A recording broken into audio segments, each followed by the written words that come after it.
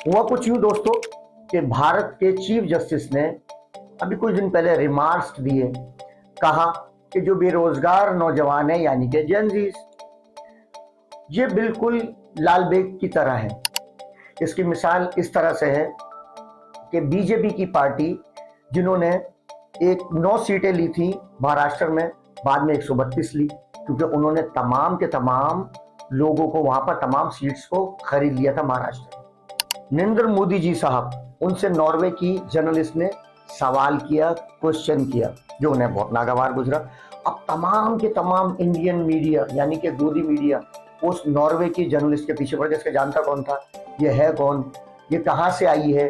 इस पर रिएक्शन देते हैं चीफ जस्टिस साहब को और कहते हैं जब गटर जैसा कंट्री होगा तो वह लाल बेग ही पैदा होंगे।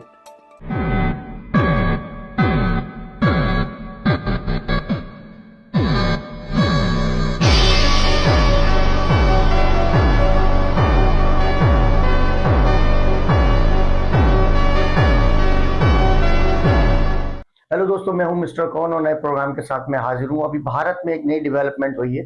भारत में कहा जाए तो भेजा ना होगा। 2 साल पहले एक नौजवान अपनी आंखों में ख्वाब सजाए अमेरिका के शहर ह्यूस्टन पहुंचता है और वहां यूनिवर्सिटी में एडमिशन लेता है अपने पब्लिक रिलेशनिंग में ग्रेजुएशन के लिए। तो यकायक ऐसा क्या हो जाता है, वो रातों रात अभी 4-5 दिन पहले मशहूर हो जाता है पूरी दुनिया में। जहां जहां हिंदी उर्दू जबान समझी जाती है और बोली जाती है, वहां ये लड़का जो 29 से 30 साल का है, ये स्टूडेंट, ये नौजवान मशहूर हो जाता है। हुआ कुछ यूं दोस्तों कि भारत के चीफ जस्टिस ने अभी कुछ दिन पहले रिमार्क्स दिए। कहा कि जो बेरोजगार नौजवान है यानी कि जेनजीज, ये बिल्कुल लाल बेग की तरह है। ना इनके पास कोई फ्यूचर है, ना इनके पास कोई सोच है। ये कभी सोशल मीडिया में चले जाते हैं, कभी कुछ हो जाते हैं और जो है सब पर, जिसको कहते हैं, फिंगर उठाते हैं, तनकीद करते हैं। तनकीद आपको पता है कि भारत में बर्दाश्त नहीं है। इसकी मिसाल इस तरह से है कि बीजेपी की पार्टी, जिन्होंने एक 9 सीटें ली थी महाराष्ट्र में, बाद में 132 ली, क्योंकि उन्होंने तमाम के तमाम लोगों को वहां पर तमाम सीट्स को खरीद लिया था महाराष्ट्र में। बीजेपी ने इसी तरह से दिल्ली में केजरीवाल और उनके तमाम लोगों को गिरफ्तार करा दिया था, वहां भी जीत गई। इसी तरह से ममता बनर्जी जो मौजूद है वेस्ट बंगाल के अंदर, वहां पर भी उन्होंने 1 लाख वोट जो कैंसिल हुए थे, वहां पर भी बीजेपी जीती। तो हर जगह पर वहीं पर ही बीजेपी जीतती है। जहां पर वोट कैंसिल होते हैं, या तो वो खरीद लेती है या तो फिर गिरफ्तार करवा देती है। अभी किरणीति कौन सी चोपड़ा है, कोई एक चोपड़ा है शायद, उनके हस्बैंड, जो पहले कहते थे कि बीजेपी गुंडों की जमात है और पार्टी है, और अब वो खुद बीजेपी में शामिल हो गए। यानी कि बीजेपी में जाए, वो वॉशिंग मशीन है, वहां जाकर धुलकर बाहर निकले। तो चीफ जस्टिस साहब को शायद आसरा होगा, क्योंकि बाबरी मस्जिद के अगेंस्ट जिन्होंने फैसला सुनाया था चीफ जस्टिस साहब ने, अदालत के जज साहब ने, तो वो इनकी जो राज्यसभा, उसके अंदर किसी कमेटी के जो है बहुत बड़ा ओहदा मिल गया इनको। इसी तरह से ये जो मौजूदा चीफ जस्टिस भारत के मौजूद हैं, इन्हें भी यकीनन फ्यूचर के अंदर आसरा होगा कि भाई क्या आगे चलकर जो है राज्यसभा के अंदर इनको भी कोई ना कोई पोस्ट गवर्नमेंट दे ही देगी।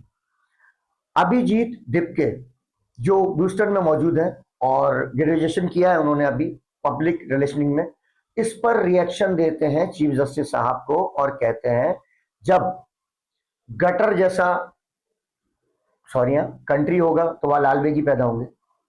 यानी कि गटर जैसा माहौल होगा, गटर जैसा कंट्री होगा तो वहां पर लाल बेग ही पैदा होंगे। अच्छा, कहा यह जा रहा है कि 49% पाकिस्तानी जो है उन्हें फॉलो कर रहे हैं। हमेशा की तरह इल्जाम जो लगता है, हमेशा की तरह भारत में इल्जाम लगता है, कांग्रेस के ऊपर इल्जाम लगता है कि पाकिस्तान की पिट्ठू है, मुसलमानों की जमात है। इसी तरह से जो है ये अभिजीत दिपके ने जेनजीज की दिल की आवाज कही, सही बात कही, तो उनको कह रहे पाकिस्तानी है। अरे भाई, वो अगले महीने आ रहा है। जी, अभिजीत दिपके अगले महीने आ रहा है। वो दिल्ली से उसको गिरफ्तार करे, क्योंकि उतरेगा वो दिल्ली एयरपोर्ट पर। उसको पाकिस्तान ने कोई सपोर्ट नहीं किया, ना पाकिस्तानियों ने किया, लेना देना ही नहीं पाकिस्तानियों का। उस पर तो उल्टा लोन है। वो तो हिंदुस्तान से लोन लेकर वहां पर गया है और जाके अपनी डिग्री कंप्लीट करने के लिए।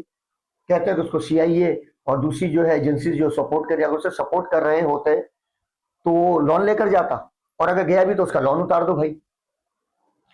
और तो और नरेंद्र मोदी जी साहब, उनसे नॉर्वे की जर्नलिस्ट ने सवाल किया, क्वेश्चन किया, जो उन्हें बहुत नागवार गुजरा। अब तमाम के तमाम इंडियन मीडिया यानी कि गोदी मीडिया उस नॉर्वे की जर्नलिस्ट के पीछे पड़ गया। इसका जानता कौन था, ये है कौन, ये कहां से आई है, और उसके पीछे इस कदर बुरी तरह से पड़े हैं कि उसका कैरेक्टर को, उसके किरदार को खराब कर रहे हैं। स्पेशली ये साहब, ये चौधरी साहब, जिन पर 100 करोड़ का इल्जाम लगा है करप्शन का, जो स्टिंग ऑपरेशन के जरिए से पकड़े गए, तिहाड़ जेल के अंदर 1 महीना रहकर भी आए।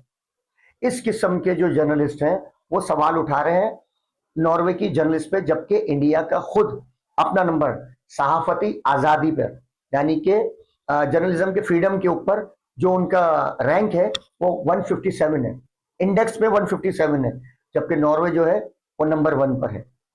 तो बहरहाल कॉकरोच पार्टी जो है तकरीबन 12 मिलियन उसके फॉलोअर्स हो गए नियर बाय, जबकि बीजेपी के 7.3 बिलियन है। तो आप अंदाजा कर सकते हैं 1 करोड़ 20 लाख लोग फॉलो कर रहे हैं अभिजीत दिप्के को, और वो सबके सब जेनजी है।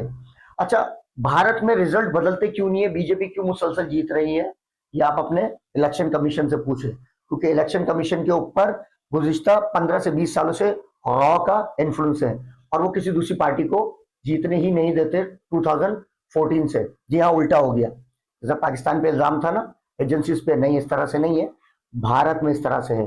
रॉ सिवाय अपने हमनवाओं के, जिनके मुंह में उनकी अपनी जबान हो, जो उनकी चीजों को लेकर चले, जो किसी से दोस्ती ना करे ताकि इनका मंजन चलता रहे, हिंदुस्तानियों से टैक्स इकट्ठे करते रहें और पाकिस्तान का के नाम पे प्रोपेगेंडा फैलाते। जो पार्टी करेगी, जो जमात करेगी, वो हिंदुस्तान में जीतेगी। रॉ इलेक्शन कमीशन के ऊपर बहुत ज्यादा इन्फ्लुएंस है, और रॉ की वजह से ये इनकी बीजेपी जमात जीत रही है। मगर परेशान मत होइए, अगले महीने अभिजीत दिप्के आ रहा है, तो तैयार रहिए भारतीयों आप, ठीक है ना। एक अंधेरे में एक उम्मीद की किरण है अभिजीत दिप्के। और जहां इतनी बेरोजगारी है, इतनी बेरोजगारी, तो 3.5 करोड़ लोग बेरोजगार हैं, नौजवान जनजी 3.5 करोड़, बहुत ज्यादा ये तो तादाद आ रहे हैं। आपके जीडीपी भी आपका बढ़ रहा है, आपके पास रिजर्व भी बहुत है, आपके पास तो शाइनिंग इंडिया हो रहा है, और आए दिन आपके पास कॉन्ट्रैक्ट आ रहे हैं, चीजें आ रही है, आईफोन वहां बन रहा है, टेस्ला पता नहीं क्या क्या वहां बन रही, फिर भी बेरोजगारी। तो ये पॉलिसीज हैं नरेंद्र मोदी साहब की, जो एक हफ्ते में 2 मरतबा पेट्रोल के प्राइसेस बढ़े हैं। अगली वीडियो के अंदर फिर मिलते हैं। चैनल को सब्सक्राइब कीजिए, बेल आइकन को प्रेस कीजिए। मुख्तसर बात होगी, जामे बात होगी, सादा लफ्जों में बात होगी, डिक्टेशन नहीं होगा उस 2 नंबर मेजर की तरह कि पहले अंग्रेजी में पढ़ो फिर उसे उर्दू में बताओ, या हिंदी में, संस्कृत में, कोई भी जबान वो बोलता है, ठीक है ना। बहरहाल मेरी मजबूरी है मेजर साहब, आपका नाम लेने के लिए मैं मजबूर हूं, इंतहाई मजबूर नहीं हूं, मजबूर हूं। क्यों? क्योंकि इसकी वजह यह कि मुझे आपसे शदीद तरीन है। बस मिलते हैं अगली वीडियो।